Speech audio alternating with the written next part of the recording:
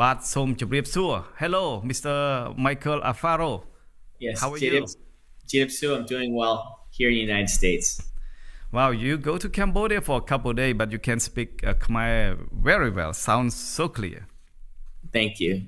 do you, do you miss Cambodia Of course, I miss Cambodia. Since I've been back home in the United States, Cambodia is actually in my heart. I think about them every second, every minute. I hear their messages. I read their messages every single day. They continue to inspire me with their choice of choose peace, not war. So yes, I miss Cambodia dearly. what do you miss Cambodia the most which part of Cambodia Uh, I miss I miss being with the people and being with the people on the border, all the way to the capital, just seeing their resolve in and pursuit of peace. Just seeing honest people, honest farmers, honest workers, honest craftsmen.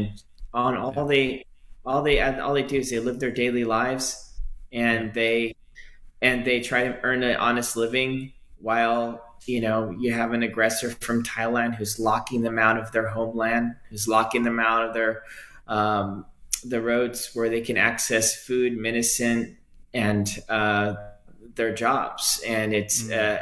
absolutely depressing to see everything that's unfolding and to see Thailand continue to violate the ceasefire that President Trump brokered. yeah Okay, Michael, before we going to the very deep into our conversation, our discussion tonight in Cambodia and the morning in America, I would like to, briefly a little bit about your trip to Cambodia.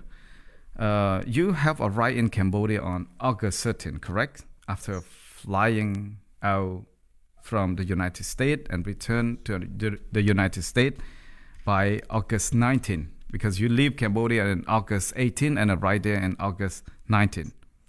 Well, I have to check my cell phone to Yeah. be exact, but about 5 days, that's about Yeah. correct. Yeah. So during that short visit, your Facebook Live report from Cambodia and Thailand border conflict zone reached a global audience, Since returning to America, you have continued to challenge Thailand and defending Cambodian online. So, what drives you to take such a bold and sustained stance for now? Well, I wanted to travel to Cambodia to see what is happening on the border because everything that I was hearing in the United States, it just didn't add up. It didn't make sense to me why this crisis is happening and where's the motivation coming from. So I decided to take it on myself. I contacted several news organizations from Newsmax to One American News to Gary Franchi's Next News Network, who's now covering the story daily. And I asked everyone, would they please come with me? They all have White House press credentials. They all have White House correspondents on their teams. And we need to get the message exactly what is happening here because there could be a breach of President Trump's ceasefire and the war is immediate. And by the time we land, there will be significant casualties. But if we get there in time, maybe we can prevent a war. So the reason why I took this trip, even though all of the news sources refused to send in their cameramen and their journalists from the White House correspondent teams, is because simply I knew in my heart if I go to the border and if I record live exactly what is happening and give my opinion on the border, it can prevent a war. And so I paid my own flight. I received credentials from the Minister of Information from Cambodia. I relayed to Steve Chung, the president's family, that I was going as a journalist, Mm, And I went and I reported, and I think my mission was successful. We reached 9 million views in 1 hour, 100 mm, million views worldwide to date, and still climbing and counting. I have gained 495,000 followers on Facebook organically in just 5 days. I mean, this is mm, about 100,000 followers organically every day. And um, many pundits and many critics told me, nothing is going to come out of Cambodia. You'll be lucky if you get any retweets or any following at all. mm. There's nothing here to gain from going to Cambodia. But Yeah. uh, I think myself putting myself on the line, my reputation, my family safety, my safety, Mm, it just shows the world that they're wrong. That there are millions of people, 17 million Cambodians worldwide, that is calling on the world, the free world exactly, for peace and mm. to choose not to engage in war. Yeah, Michael, traveling to Cambodia in the middle of the tension border conflict is a high risk, as you know that. The decision was made is really difficult. So what compelled you to go there at that particular moment? And to be clear, was your mission entirely independent, or you were invited or supported by anyone in Cambodia? So you So said earlier that you it just was go there with your own money, right? But correct. So yeah, whenever I do move a delegation, whether it's for media, whether it's for humanitarian or NGO work, you mm, always want to seek proper authorizations from the country. So mm, I start out with my motive. I contacted Cambodia and through a journalist, Soisa Peep, and I've asked permission, and I said I will not get on a plane unless I have a written letter from the Minister mm, of Information that gives me authorization to interview the Deputy Prime Minister, and see and tour the border crisis. When we submitted the letter for approval at that time, One American News was committed to send in their White House correspondent team, and I was going to be acting as the leader slash producer and help facilitating the news, and not be on the camera. But mm, everyone canceled the trip because they got a safety brief that a war was likely to break and there'll be mm, casualties. And maybe for our safety, we shouldn't go. But I gave my word to Cambodia that I would go and seek for myself. And to be honest with you, I'm biased towards Thailand. I have long business relationships with Thailand. I have worked in 2018 with the Thai rescue team. We mm, rescued children from a collapsed dam in Laos. Our work was covered and published on the UK Daily Mail, the UK Metro, the mm, Associated Press. Our work was covered even at the US Embassy, gave praises for my work. And the team I worked with was Thailand, China, and Thailand NGOs, and even Chinese NGOs. And we were able mm, to, put all of our politics aside and focus on humanity. So, and just the history of Thailand, mm, taking in refugees from the Secret War, helping out even with refugees during the Pol Pot War and the killing fields. I came in here more sympathetic towards the Thailand side. However, seeing the footage, it doesn't deny the facts. mm, Seeing, um, you know, the two schools that was bombed by artillery rounds, mm, hearing and seeing that the white phosphorus rounds was deployed, and the Thai government said they didn't do it, and then later, a few days later, they say yes, they did in fact deploy that. Well, that's a crime against humanity. Seeing that they bombed a temple that was built in 800 AD that was protected under the UN.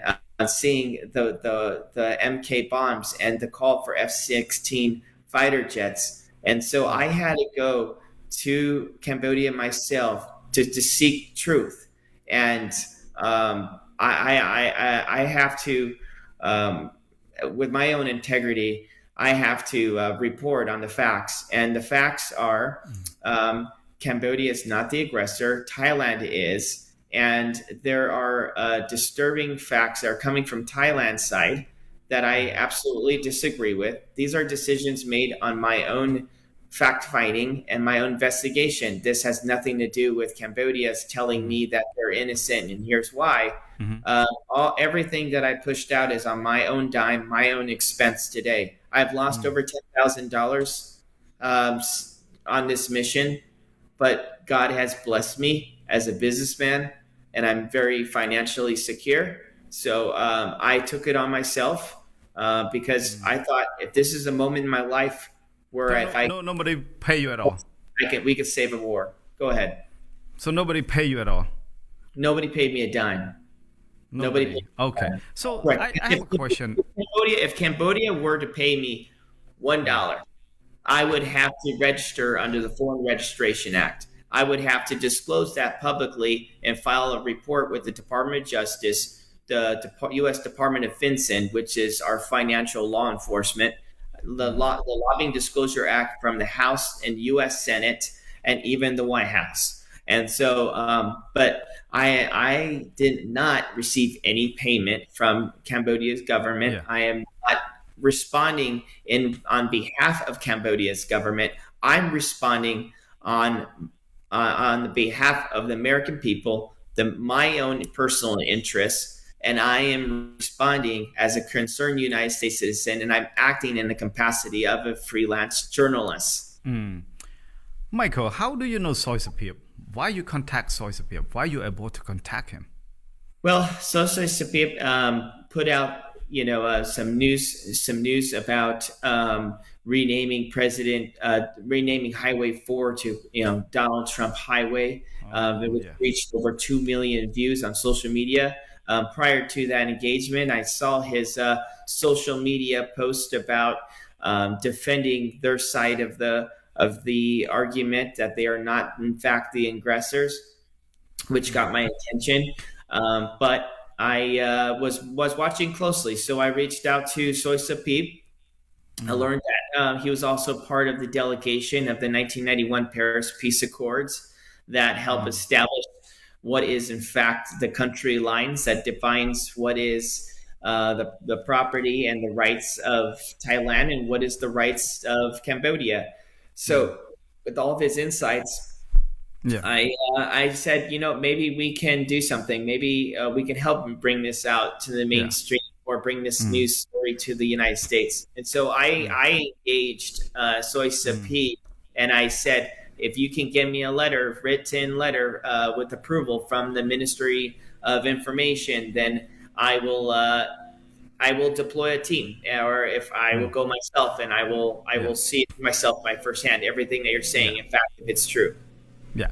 So, Michael, some critic question about your credibility is pointing to your roles as a White House correspondent and suggesting that it is a misrepresent. So how do you respond to these criticisms, and what would you say to those who doubt to your legitimacy?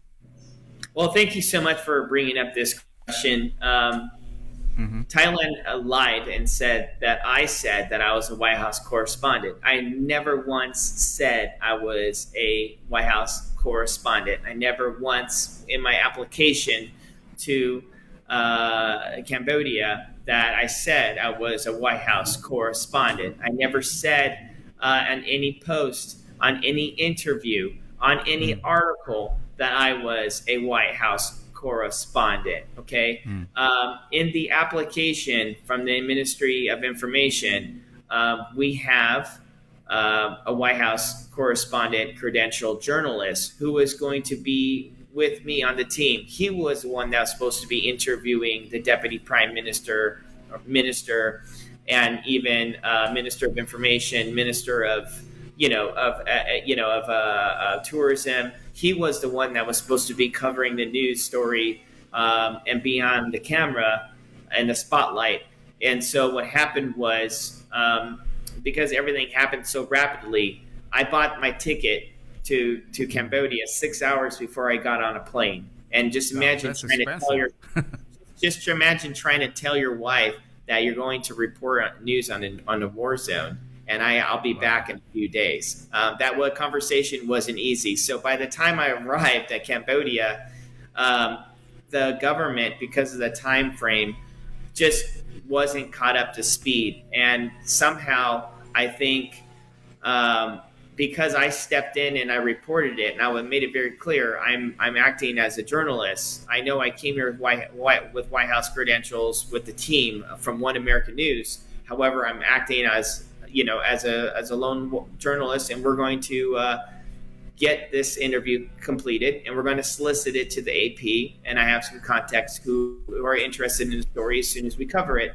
So we went to go ahead and cover the news. And what happened was the deputy prime minister, someone who was managing his social media account, stated that Michael Alfaro, White House correspondent, interviews, deputy prime minister. And by that time it was out there, it was already too late. I wasn't even aware of the post because I was on immediately after the interview. I was on a 6-hour convoy with a military detail to the border for my protection to cover the live stream. So by the time I got done with, the live stream with the border, it reached out millions of views. People are, I was branded as a White House correspondent, and I reshared it on my post, but I told them that you can go on Facebook and you can correct it. All you have to do is just remove the title and just say journalist. But it's already too late. It's already out there. And what Thailand is doing is they're using that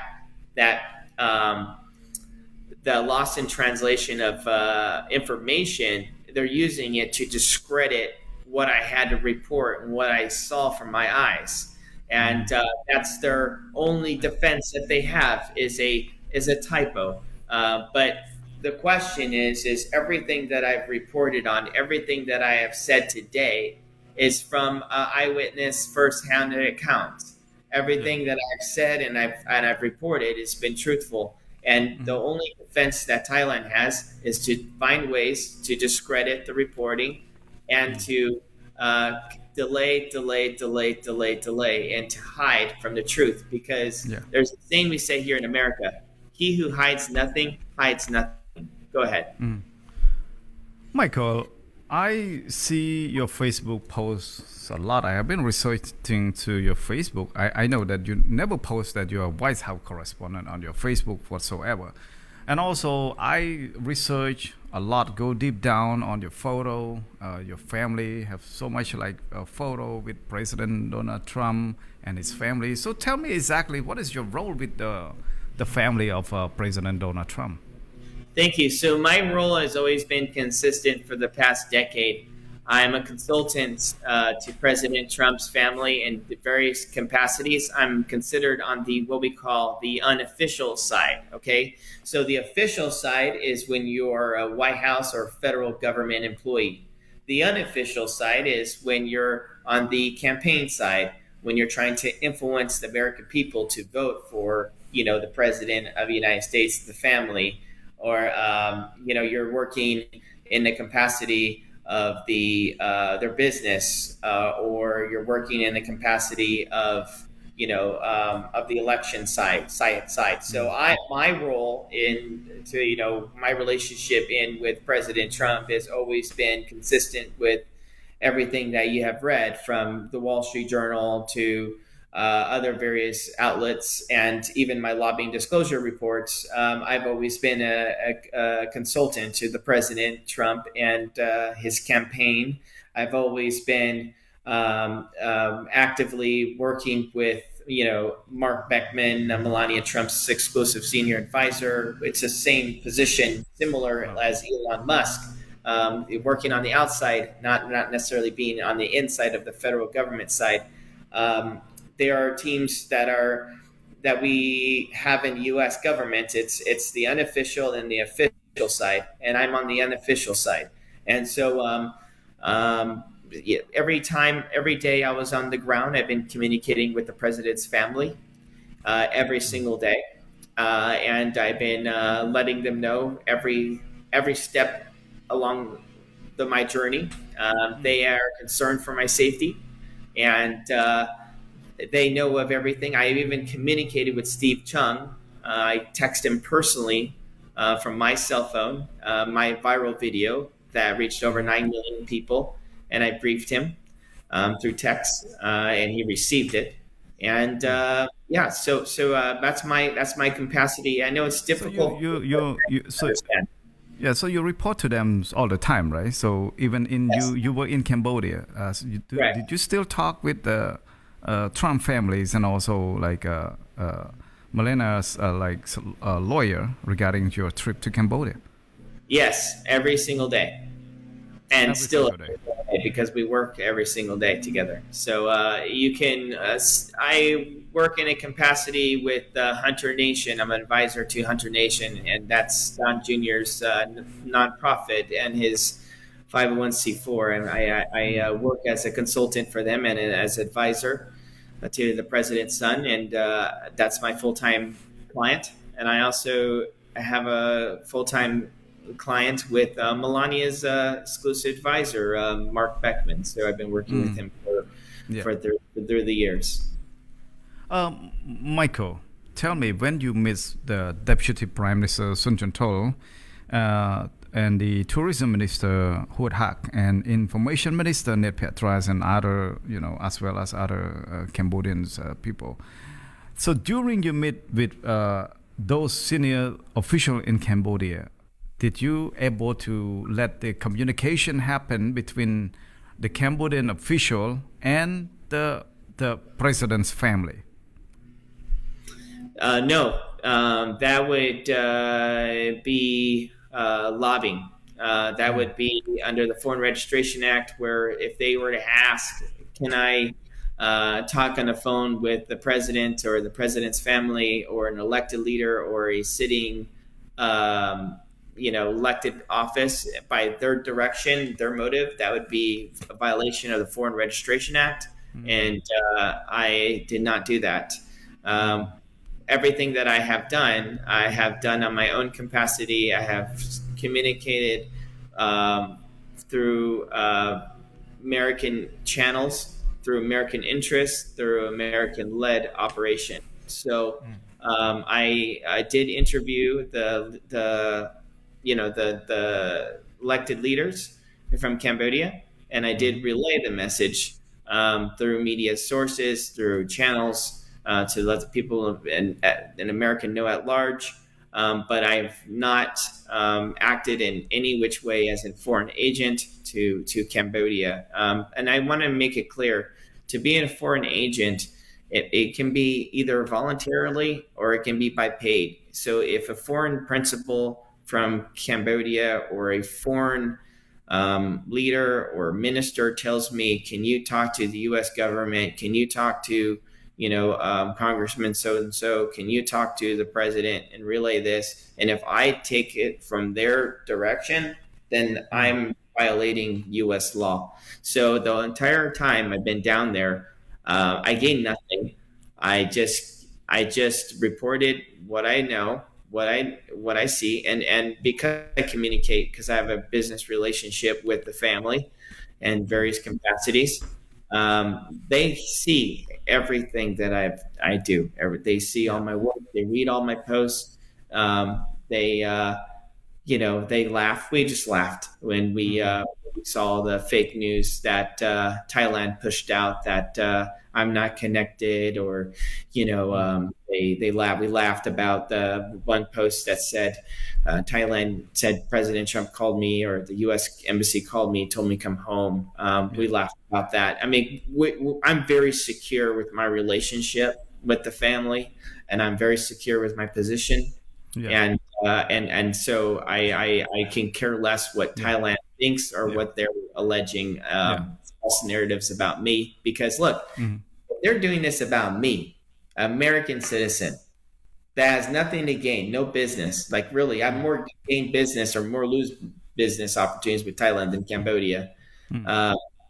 If they're lying this about me, what are they saying about Cambodia? That's a lie. And sometimes in the Trump world, we allow lies to happen, and we allow lies to blow up, because when they get so large and you give them the truth, then they lose credibility. And so immediately when Thailand was saying, that was a White House correspondent, immediately when they said that I was paid lobbyists from Cambodia, I just sat back and said, wonderful. You know why? Because it's not true. And the truth is, I never was receiving a payment. The truth was, I was never acting as a foreign lobbyist.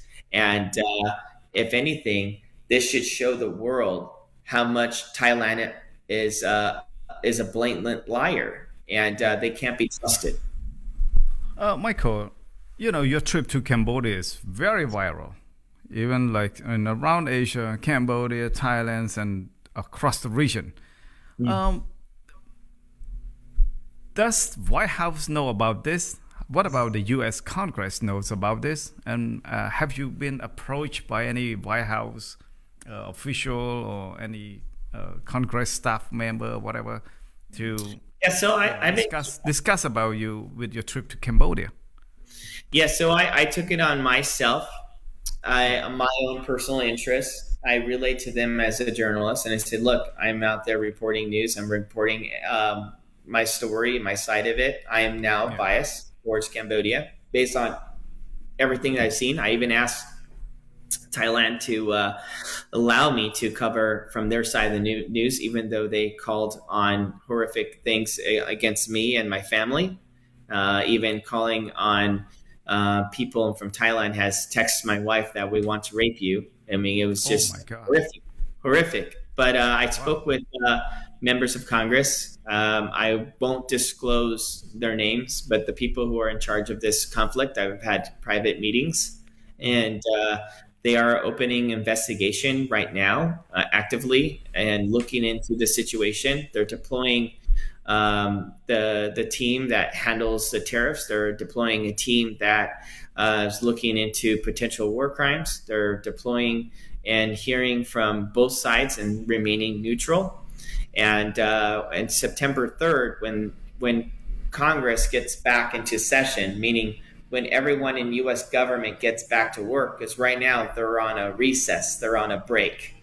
They're not actively working right now because there's a recess where it gives the members of Congress the time to report back home to their constituents and to talk about the things that they're working on. So right now we're in recess, but when everyone comes back to our office, I'm happy to report that the Cambodian Thailand conflict is now number one on the list. And so they will, again, openly, I believe, address, from the United States concerns and address the problems of the potential breach and their perspective of Thailand. So I think we did our job, and our job was to command the world's attention, to prioritize Cambodia and Thailand's war conflict, because we don't want to see a war. We don't want to see Cambodians being bombed by F-16 fighter jets, their schools destroyed, their homes displaced, 1 million people being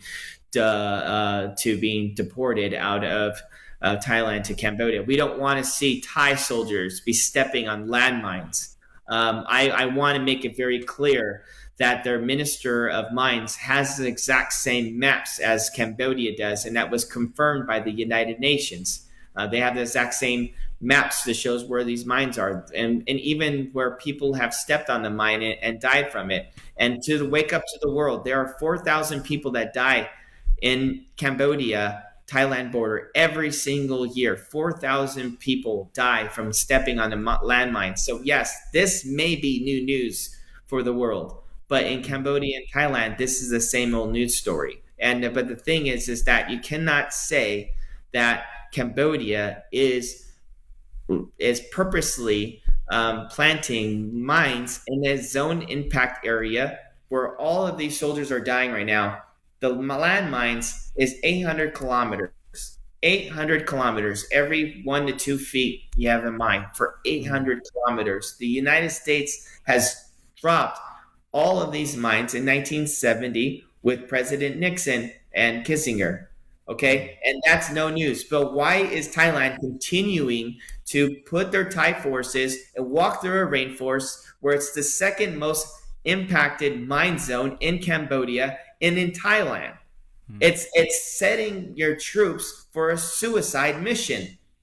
Yes, you may detect one or two bombs, but every 2 feet for 800 kilometers, there's mines, and you're going to continue to send in young 18-year-old boys to walk through a forest of mines. You're going to have casualty. And the minister of mines from the Cambodia is doing the right thing. He's saying, please stay out of this forest, stay out of this region.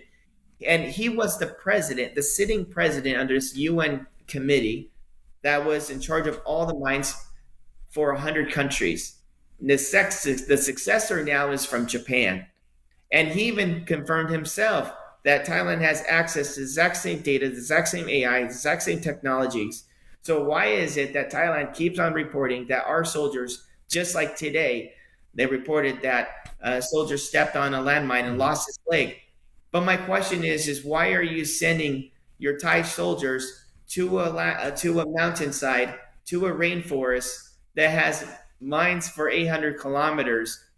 There's no way that drugs, trafficking, laundering money is walking through a mine forest, literally a mine forest. It's not possible because you would die. We don't even have animals, and we don't even have birds that live in that area because it's just full of mines. But yet you keep sending in your young troops, and so it's problematic. And everything that I'm reporting on is facts. Michael, Thailand has officially blacklisted you and Mr. Gary Frenchy and banning you guys from entering Thailand. So do you see this is a personal cost of your advocacy, or do you regret the consequence? Have this action made you fearful or more determined? Well, I was really surprised because of all my great relationships I have in Thailand, working with actually the Thailand military on a humanitarian rescue in 2018, given that I helped improve trade relations, manufacturing, moving the auto industry out of China into the Thailand government. I mean, the Thailand actually manufactures the Ford F-150. All the cameras on the back behind the Ford F-150s, they're all made in Thailand. Even the framing of vehicles of the Ford F-150, and not just that, but even the automotive industry with Tesla, with GMC, with Ford, all of the shellings of the batteries of lithium that for electric vehicles are all actually made in Thailand. Even Kruger, so all your instant coffee makers, what it does is there's a device that takes the water and makes it hot very quickly, so you can have the instant coffee. That's all manufactured in Thailand, and I helped strengthen those relationships with the United States, and I even helped. I'm even a customer. I've ordered tens of thousands, if hundreds of thousands of dollars from Thailand, and I even helped facilitate teak wood from Thailand, sell to export teak wood to the United States. We even helped Thailand with rare earth minerals. So I mean, my team and and I'm more on the back end of things as a consultant on the back end, advising companies that's working with Thailand. So again, everything that shows I should be biased towards the Thai side. So when they're not allowing me to step foot, then I don't care. I can bring business to Cambodia. That's all that means. So if I ever go back to Cambodia, I mean Thailand, then so be it. I'll go, and we can do business in other countries, and we can make them more fruitful. I mean, because I think America needs to know who is the honest broker here, and I think the honest broker is now Cambodia. But before the Thais put you guys in the blacklist, also Thais official have invited you to, to cover story and report from the Thai side. And then later on, the Thais deny and rejects from proposing and inviting to report from Thailand. So can you elaborate on this particular moment for the audience? Right. Well, so I was being slandered. I was being told that I was a lobbyist. Right. Thailand said that I was a not fair journalist. I'm not a real journalist because I didn't have a news organization or any recent publications. They were slandering me in every which way. And then they kind of said, oh, if Michael was serious about being a reporter, then he would come on our side and he would report the news. And when they said that, I got all kinds of text messages on my phone. And I said, I would love to welcome that opportunity to hear from their side because I'm here to seek truth. And so people were telling me, the president's family saying, let's not engage here. It's concerned about your safety. And I said, no. If I'm here on a mission and if I'm here for truth, then I have to hear on their side. As a conservative, as a man of principle, you have to always hear from both sides to draw a line of who's right and who's wrong. And so I was willing, and that's why I didn't go live. That's why I still haven't been live today. I'm still willing to take that invitation. They said, in quote, in the text by their spokesman themselves, that we'll pay for the flight, their travel, they can a hotel, that they would welcome me.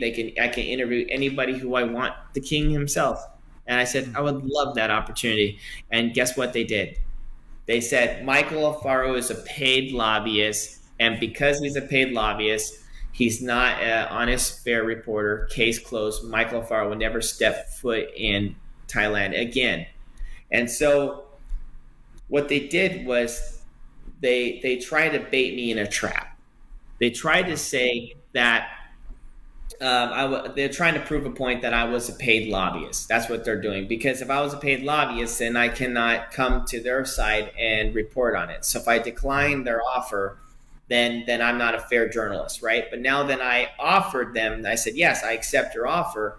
Then they say, oh, you can't because you're a paid journalist. I'm a paid lobbyist. But that's not true because if I was a paid lobbyist, I'll be legally bound within 10 days to report to the U.S. government, the U.S.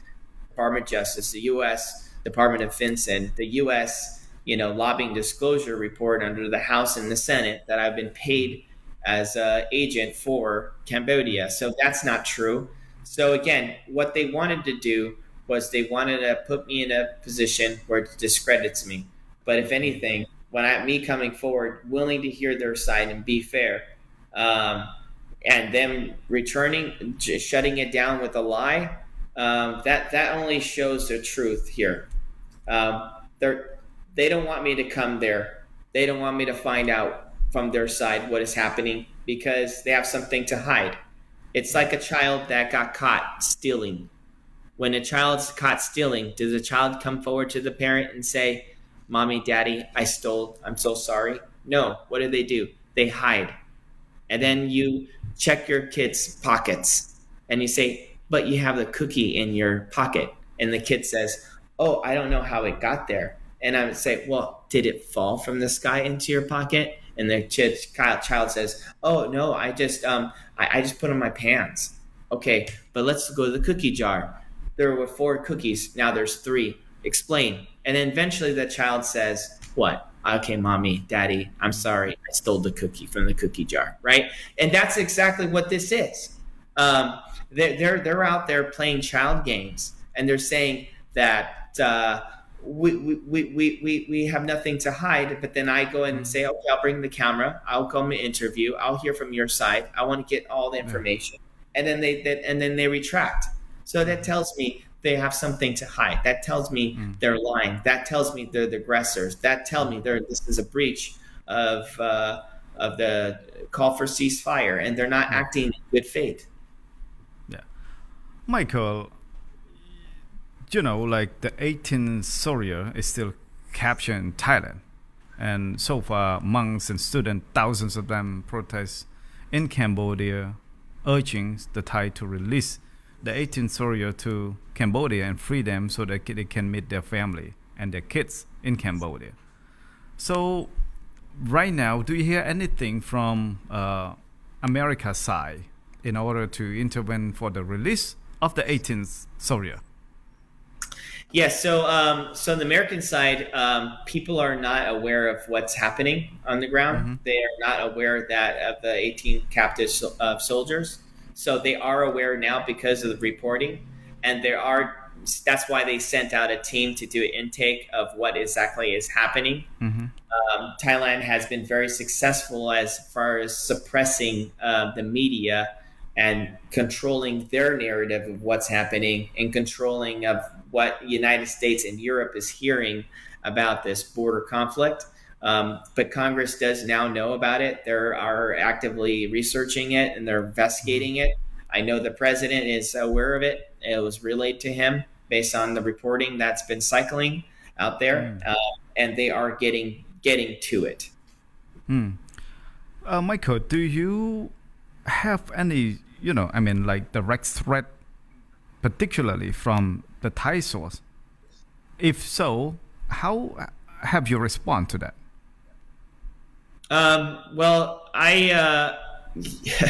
When you have a multi-million-dollar smear campaign running against you, the only thing you can do is steadfast, tell the truth, tell the news.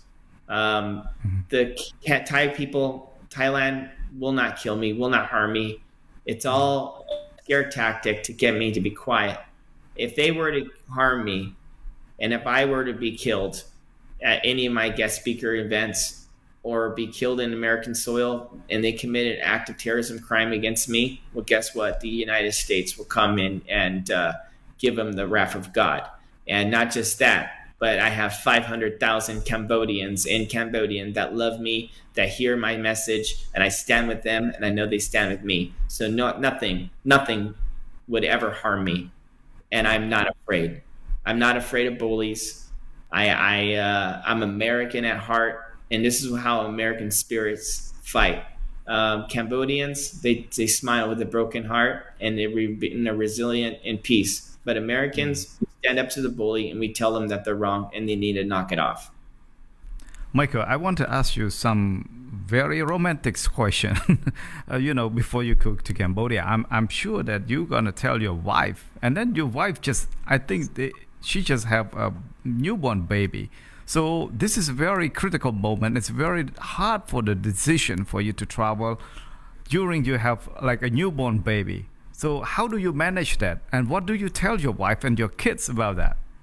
Well, it wasn't easy. But my wife is a champion. So I have a newborn, he's 7 months. And I had to step away. And I said, listen, I understand that I'm not going to make any money on this trip. I understand that I was supposed to break even if the news agency from One American News was supposed to pay my flight and hotel accommodations.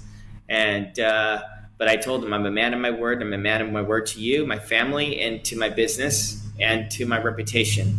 I have to keep my word. Otherwise, my word will have no value. And I have to go on this mission, whether I make money or not. It doesn't matter.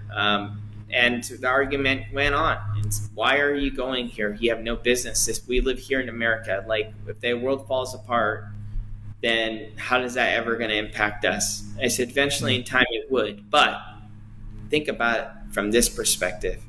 If you can go to a country where there's a border conflict and report live on Facebook and give an opinion about it and ask some questions, where is the evidence, Thailand?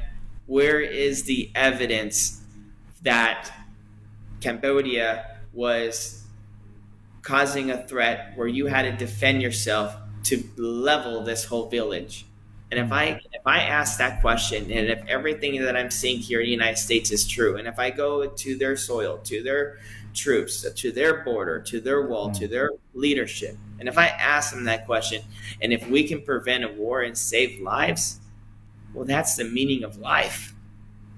And that is something that money cannot buy. And that's something that's born in me. God has put that in my heart. God has put that spirit in my heart. And I cannot deny it. That's just who I am as a person. And so I love you. I'll be back. I'll be safe. This is not my first time me doing something like this. And this won't be my last. But as long as God puts it in my heart and my spirit, I will continue to report the truth. So you said you want to keep your word. Why do you have to keep your word? And, why does it matter? Well, it's something that's installed in me as a United States Marines. As a United States Marine, your integrity is everything. And I just have it in me. I have to keep my word. If I tell you I'm going to help you, I'm going to help you. If I tell you that my answers are, I'm not too sure what good can come from this, then that's exactly what this is. But when I put my reputation, as a business leader, as a person, I keep it. And that's why I'm where I am at. That's why I have access to the president. That's why I can facilitate meetings, and I can get in front of the line for any one of my clients. I can get the president's attention because the president, what he loves, what he wants from his people is loyalty. And that's what I bring. I bring loyalty to everyone, and that's who I am as a person. So that's why I'm successful. I'm successful because of loyalty. Look behind me. I have a picture with Melania, Trump, my kids, all of us. This was done during Easter, and I have another picture of President Trump with me in the picture. I have the lanyard when I met the president. I have all my office. I have pictures with the president, not just with Trump, but even Bill Clinton and Barack Obama. I have I've been that's my reputation, because if you can't keep your word, what good are you? Correct. Yeah. So my other question, there was a report that Mr. Soysapip, a founder of the DAP News, proposed renaming Cambodian National Road 4 in honor of President Donald Trump. While you were in Cambodia, did you hear anything official from government leader regarding this proposal? Yes, so I spoke with the Minister of Tourism, and he said he would love the idea. He would embrace the idea.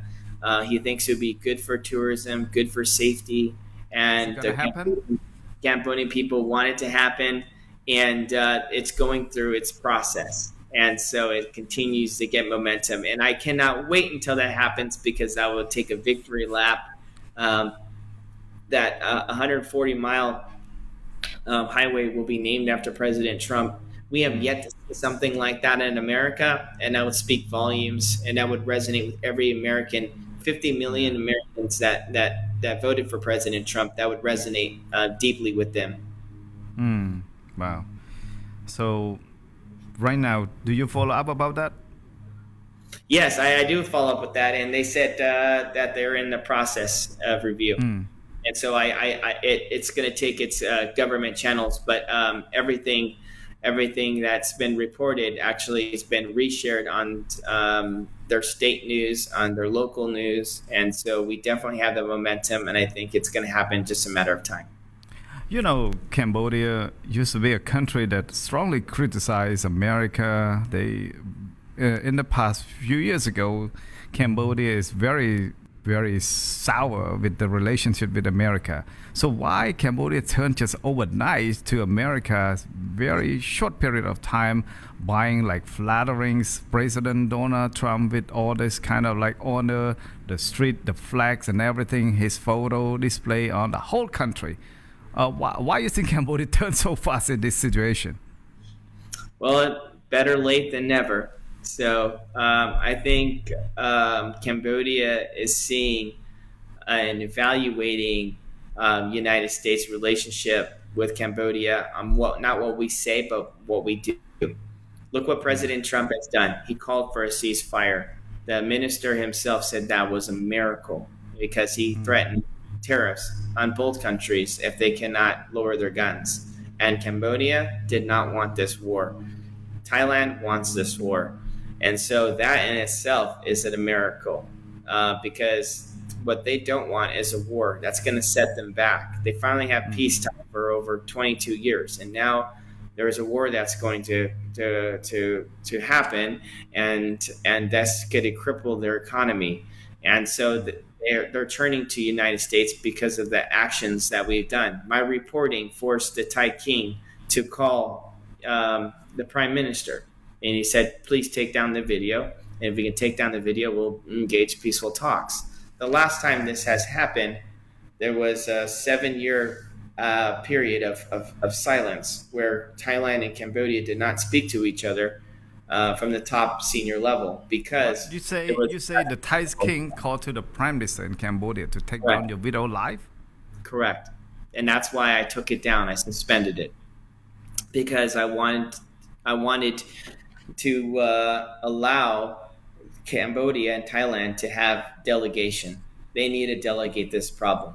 And so if I had a role in it where I shine light and they don't want to have a foreign journalist or foreign person that comes into their conflict zone and shine light and criticize both one another, I'm okay with that because this is not about me and my popularity and my fame. This is about the solution. The solution is we need to end this war. The solution is 18 soldiers need to come home today. The solution is the dead bodies on the Cambodians from the Cambodian fallen soldiers on the soil of Thailand or Cambodian soil. They need to be able to retrieve their lost and their fallen soldiers, the soldiers who died in battle. They need to get them home so their moms can properly bury them and give them the respect that they deserve. That is the mission. It's not about me. It's about the mission. And the mission is to end the war, to bring attention, to bring accountability, and to return the soldiers. As soon as the soldiers are returned home and the body are buried, I can go on and go on my life. But as long as Thailand is going to continue to hold these people against their will, refuse to comply with international law, and continue to call on harm on myself and my family and my reputation, well then guess what? I'm going to continue to speak up because the most powerful thing I have is my voice, and the most powerful most powerful treasure we have as American is the God-given right for free speech and free press and free media. Michael, Thailand is expanding its military power by purchasing Gripen fighter jets from Sweden and submarine from China. From your perspective, how will this acquisition shift the balance of power and impact regional security?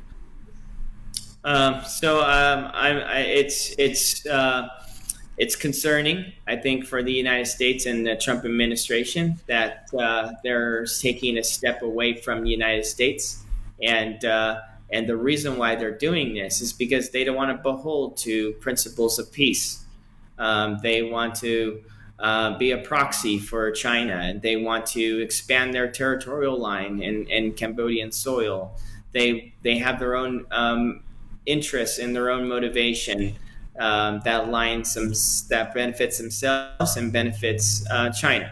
And so that's why they're stepping away from the United States from trade. And if we sound alarm and if we cover the news and if we report the facts, I think President Trump will be very, very upset about this, and he can fix this problem very quickly.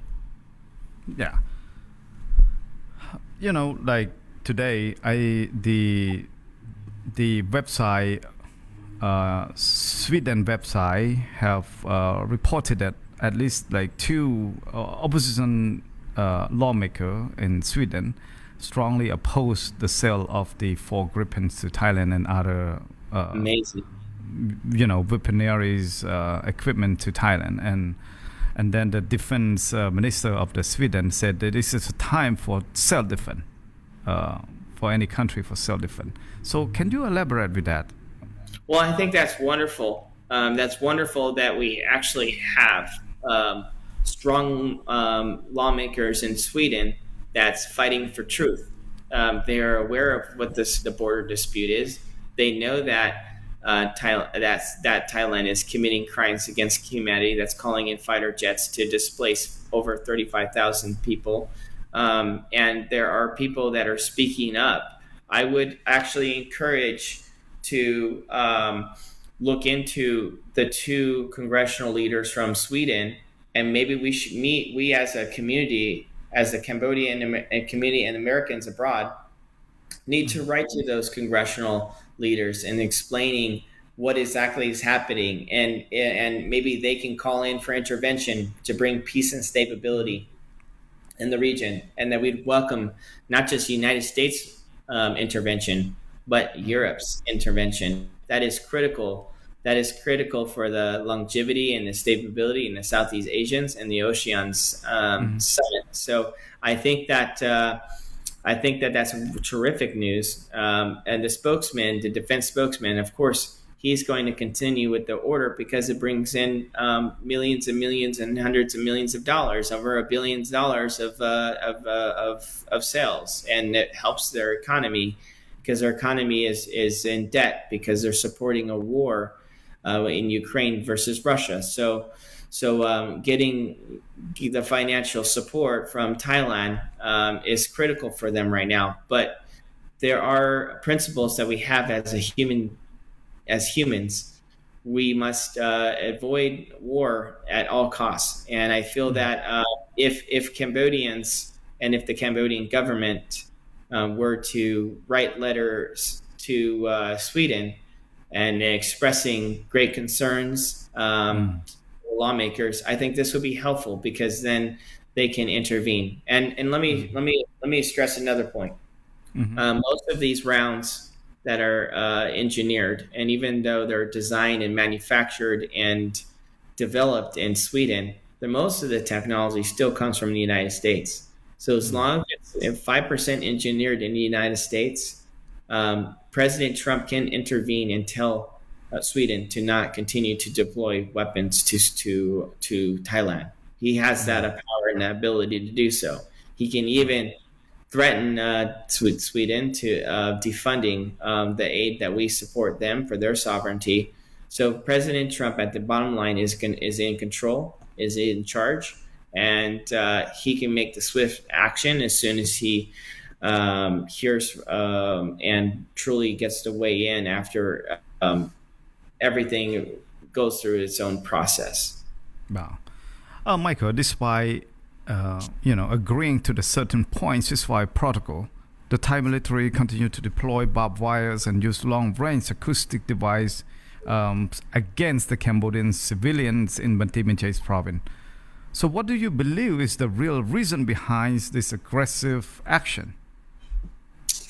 The reason behind this aggression is that prior to World War II, I hear and I read that Thailand had more land, and because the Paris Peace Accords was established, they were awarded less land, and Cambodia was awarded more land, and that was because Cambodia was helping the United States in World War II in some capacities, and they were helping in the United States with the Vietnam War. Thailand wasn't.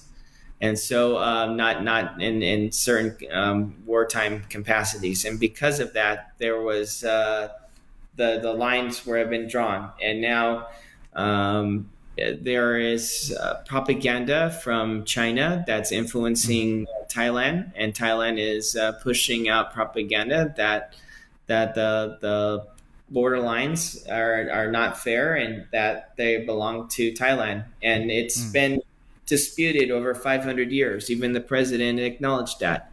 But the truth is, since 1991, we established the lines, and what Thailand's doing by violating this is they're testing President Trump. They're testing his resolve. How is he going to respond? And this benefits this war and disable to bring a what's the word, to bring a disruption in this in the Southeast Asians really benefits China for the long game. Um, yeah, so that's exactly what's happening.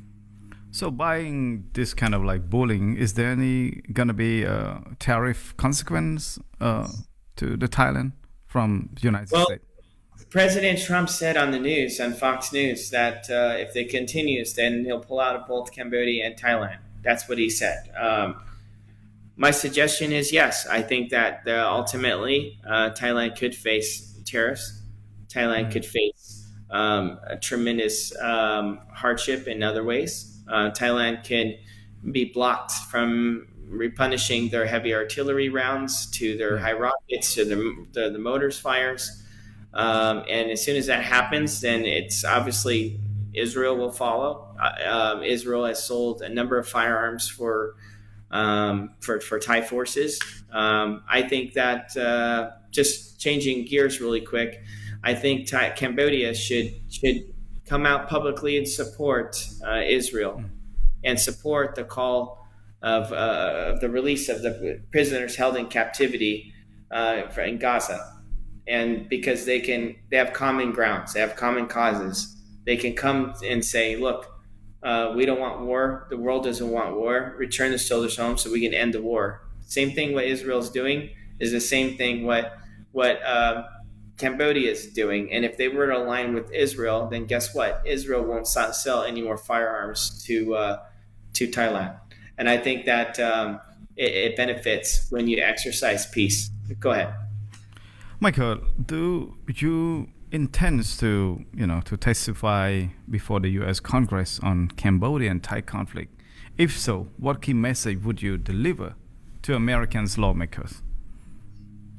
Well, I would welcome that opportunity. I would welcome to testify in open hearing everything that I've seen, everything that has been done, and I would report exactly what happened. You have two schools that was bombed by heavy artillery shells. Those heavy artillery shells were deployed from Singapore.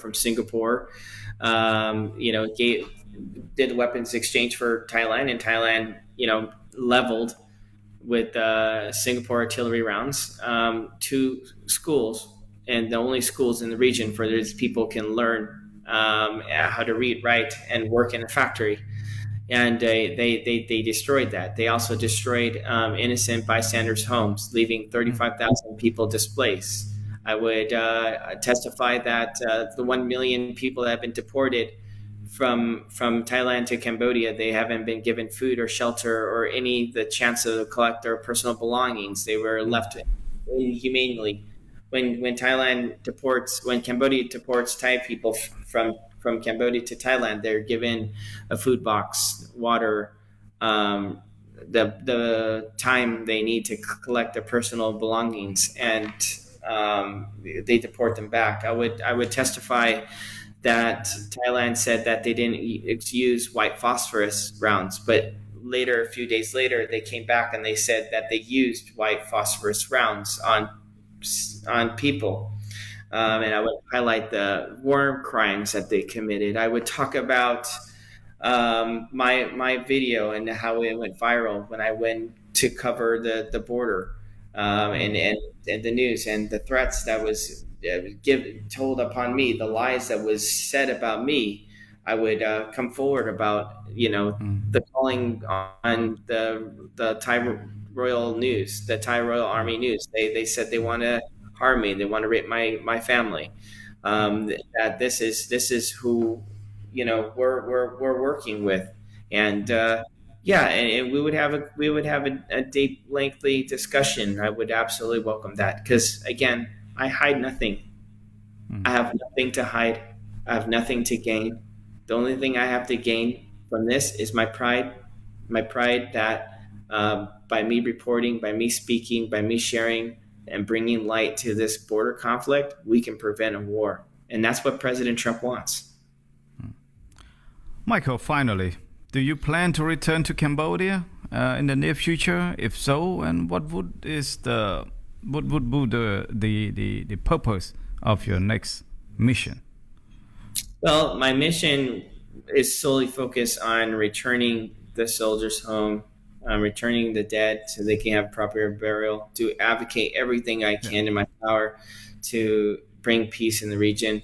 I would love to return back to Cambodia very soon. I won't reveal the hand and what I'm trying to develop behind the scenes, but I Mm. would like to look at maybe some humanitarian possibilities, and also to see how we can continue to advance American business interests in Cambodia. And I want to see how we can continue to align with each other and to protect one another. So I will just keep it vague for now.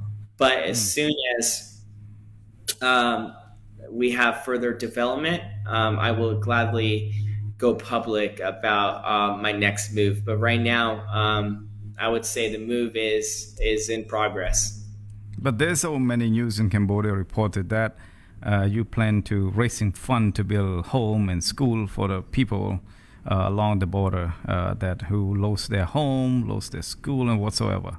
Is that real? So yes, I'm actively looking at it, but there's a number of things we have to look at. Number one is how much is the UN going to pay? What are they going to cover? How fast will the turnaround would be? We heard that Japan has announced to donate $1.8 million for the displacements of the families. So we have to figure out what the developments are that are. What we want to see is what are the actionable plans that's happening, and if there's a need and if there's a way where we can fill in a gap to help develop and to help rebuild Cambodia, then yes, I'm all in for that. And we're actively searching stakeholders, investors, people from the faith-based community, from the Buddhist and the Christian community that wants to help and help for purposes of humanity. And as soon as we get some commitments, then we'll probably make some announcements. But right now, it's all so fast, right? And two is that if we were to rebuild anything, we want to make sure that that rebuild is going to be safe, for the people. We don't want to rebuild and put people in harm's way, because the people suffered enough from Thailand, and we want to be thoughtful. So before we jumped the gun. I want to make sure it's done right. And also, whatever you hear in the news, whether if it's from Cambodia or Thailand or the United States, if it's not from me, then it's not news. A lot of times people speak for myself, and I don't approve that, because it Mm. creates misinformation, like I'm a White House correspondent, and some other things that was said, like I'm a lobbyist for Cambodia. um, if you haven't heard from my channel, or if you haven't heard it from my voice, then it's not true. And also, there's a lot of fake portfolios out there about myself too. If it has a blue checker, then it's real. It's from Michael. Okay. If it doesn't have a blue checker, then it's not from Michael. My last question. What was the impression that Cambodian people leave on you? We want peace. In Cambodia, they don't say hello, they don't say goodbye. They greet you with a statement, "We want peace." It reminds me of Israel. In Israel, is the only language where you say peace when you say hello. It means shalom, Shalom. and that's what shalom means, peace. And because when you survive a genocide, they just changed the whole meaning of hello. It's peace. But Cambodia, it's a statement. We want peace. From every child that you see that's 5, 6 years old, to every middle-aged adult, to the elderly in the wheelchairs, to the high-ranking officials, to the prime minister and deputy minister himself, we want peace. And the impression that they leave on me is, this is a country that survived 2 genocides, a ghost mountain, 3 million people dead, and they're cherishing every second, every day that they don't have a war conflict. And they're so happy for 21 years not having war. That's their pride possession, is peace. Yeah. And I want to be on the side of peace. I want to stand on the side of history, of resilience. I want to learn like the Cambodian does. Like they teach their young people, they smile with a broken heart when things are just bad. Yeah. It's just best to be smiled, because if we cause disruption, there could be another war. I want to Mm. learn to fight like that. But again, the impression that they leave on me is love. Mm. And I hope that my colleagues in the White House and Washington and the Hill and the family, that they see this profound and overwhelming call for action for peace, Yeah. and that they will be impacted. And we have to stand up for Cambodia, because if we can prevent war, let's do it. Let's be in the side of goodness, because right now, President Trump and now Cambodia is fighting good versus evil. And you have to ask yourself, what side are you going to be on? And sometimes sometimes I believe when you do right and you're on the side of good, then good karma is going to come your way. God will bless you for that. Michael, one last question before you go. I will let you go because we've been talking forever already today, and like the announcement on about you and Mr. Gary Francis to receive the Bravery Reporting Award in South Carolina, that is by the Cambodian Association of North Carolina and Cambodian Association of South Carolina. They joined together and give you a big trophy, a big award on the September 7 in Spartanburg. So, what would you say about that? Well, it's an honor, but the real heroes are those that are still trapped behind enemy lines. 18 soldiers that are still held in captivity, the dead that has yet to be returned. But if I can have a small part in it, and if we can continue to empower the Cambodian community so they can have a voice, then I will be on the side of truth. I want to also leave it with this very, very important message that I have yet to address Cambodia.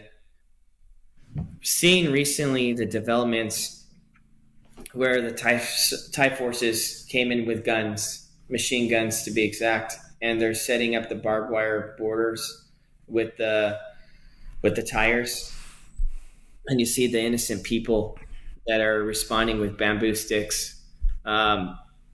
I want people to know where your camera comes from is your God-given ability for free speech. Record.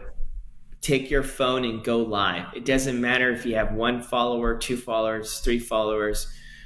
Nothing, no lie can ever triumph truth when you're just recording. If you see a Thai soldier in your neighborhood that shouldn't be there, take your phone out and record.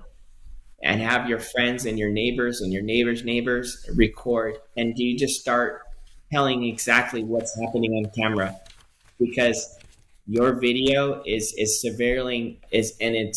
circulating the Cambodian community, and eventually it'll make its way to international press, international influencers, and people will hear about it. And as long as you're recording, we'll never need to bring a weapon to the battlefield. If harm were to happen to you, if Thailand were to shoot you for recording, your neighbor's still recording, and your sister's neighbors and your neighbor's brother's neighbors is recording, so they'd have to shoot you all. And if they continue to do that, then guess what? The world will respond. And so don't be afraid. I don't think anything's gonna happen. You just have to continue to be vigilant. Right? Know your environment, know your surroundings. But whenever you see a Thai soldier out there that doesn't belong there, if you see them putting up barbed wire or fence, all you have to do is just take your camera, pull it up, go on Facebook Live, record, and show the world who is the aggressor. And if you can do that and you keep it up, I believe we can have lasting peace. Thank you so much, Mr. Alfaro, for your time with the Cambodia Daily. Thank you. Akon.